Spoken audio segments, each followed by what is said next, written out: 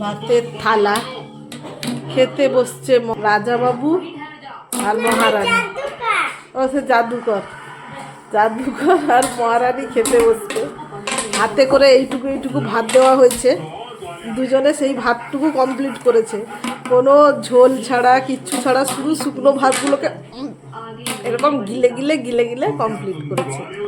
এবারে আমার পালা বাদ বাকি ভাতটুকু মেখে খাইয়ে দেওয়া। আর সেই ভাতটুকুকে মেখে খাইয়ে দেওয়ার সময় তারা দেখে এই যে টিভি চলছে।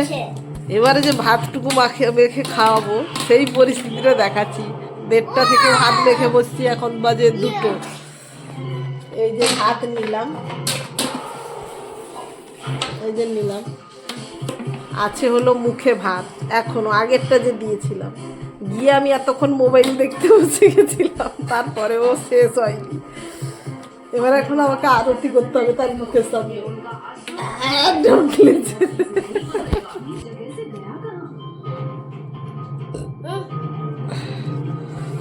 এ হলো 1 নম্বর টেকনিক।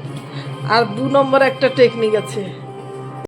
2 নম্বর টেকনিকটা হলো কিছু একটা তাকে কোশ্চেন জিজ্ঞেস করতে হবে। এবার কোশ্চেনটা জিজ্ঞেস করার জন্য সে যখন বলবে, তখন আমি বলবো যে কী মুখে ভাত রেখে বললে আমি কী বলছি বুঝতে পারছি না। তখন বলবে, আমি বললাম, তখন সে এই ঢোকটা গিলে তারপরে অ্যান্সারটা দেবে ঠিকঠাক। না গো, হলো তো আবার 5 মিনিট নাও। না হয়েছে কি আছে? ছোটা ভীমে যে সে রাজা আছে ঢোলকপুরের, সে রাজার মেয়ের নাম কি? পিন্দুপতি, ইঁদুরপতি, কি পতি ঠিক করে বলো। রাজার মেয়ের নাম কি? ইঁদুরপতিটা কি? হ্যাঁ, বুঝতে পারছি না, ঠিক করে বল। রাজার মেয়ের নাম কি? না হলে কিন্তু টিভি দেখতে দেবো না। তাড়াতাড়ি বল, রাজার মেয়ের নাম কি? বল, রাজার মেয়ের নামটা কি কর, বল তাড়াতাড়ি। হ্যাঁ, তাড়াতাড়ি বল, মেয়ের নাম কি? রাজার মেয়ের নাম কি? ভালো করে ঢোক গিলে বল, রাজার মেয়ের নাম কি? রাজার মেয়ের নাম কি? হ্যাঁ, এবার বল, রাজার মেয়ের নাম কি? ইন্দুবতী। আচ্ছা, ইন্দুবতী না মতি? ইন্দুমতি। আচ্ছা, ছোট কি জানিস, ছোট দিদি দাদার কি নিয়েছিল রে সেদিনটা? কি ব্যাগ নিয়েছিল?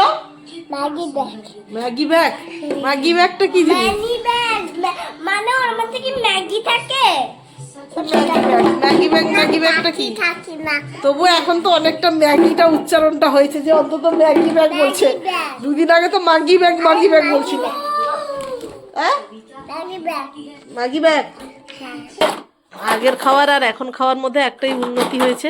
আগে আমাকে পিছনে দৌড়াতে হতো প্রচণ্ড, এখন দৌড়াতে হয় না খুব জোরে, এখন বসে থেকেই এরকম আরতি করতে হয়।